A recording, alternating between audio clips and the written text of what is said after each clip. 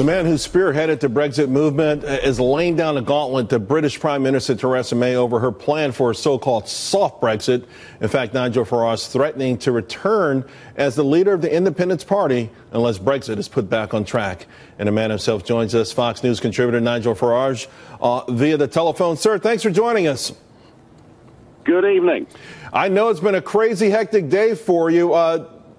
Just to remind the audience, there's been an avalanche of departures from May's cabinet, including Boris Johnson, who said that in his mind, Britain is, quote, headed for the status of a colony. Certainly that's not what you had in mind when you helped as one of the architects of the Brexit plan.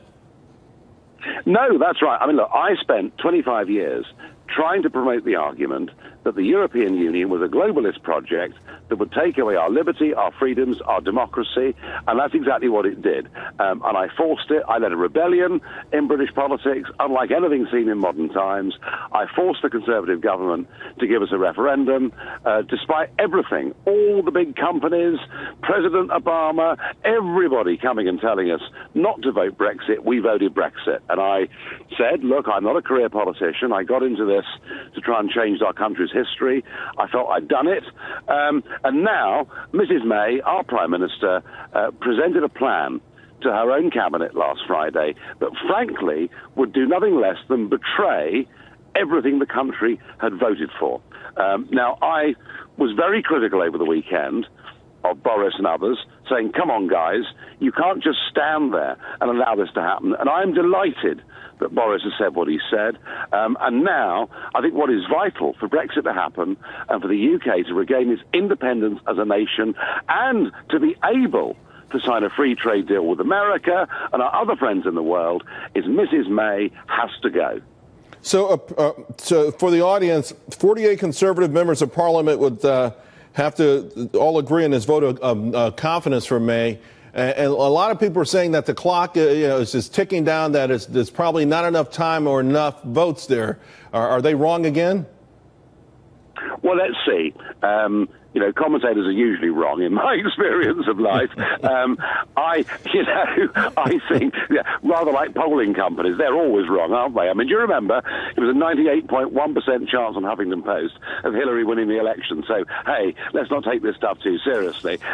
I hope and believe that 48 Conservative MPs will say, let's have a vote of confidence, and that vote of confidence, I hope, is big enough. What I know in my heart is that if this woman stays as Prime Minister, we will not get control back of our borders, our laws, our courts, and our money. It'll be a fudge and a compromise, and will leave us in a very bad place. I want us to be independent.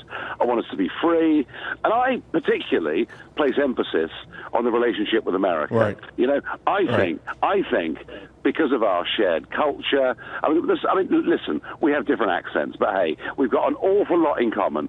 And I think that a trade deal between the UK and the US could be something in the years to come that is great for both of us. We have to be free of the Brussels bureaucrats to do that. Nigel, Theresa May earlier put up a vigorous defense of her decisions. Let's let the audience take a listen to it, and I want to get your reaction. Yeah. I'm sorry, we don't have that. It was in the House of Commons. I'm sure you, though, probably heard her defense of her decision making. Yes. What do you think is driving her? And is this just a reminder that the establishment elites on both sides of the Atlantic have such deep pockets and such powerful connections that they're going to be tough to truly ever move out of the way? Look, let's be honest. Brexit, Trump, and now the Italian elections of this year. These are three major global shocks that the globalists, the big businesses, the multinationals, the career politicians, they don't accept it. They try to find excuses for why it happened.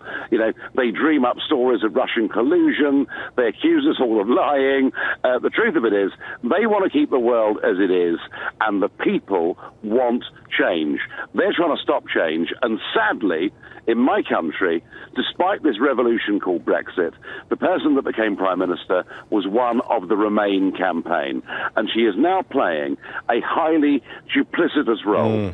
That clip that you couldn't play is where she still says we will take back control of our laws, our borders, and our money, right, when actually when actually she sold those things down the river. It is an absolute disgrace. And Nigel, you know something? We are angry. Nigel, we got to leave it there. I love your passion, and I want you to keep up the fight. Again, it's a big one on both sides of the Atlantic.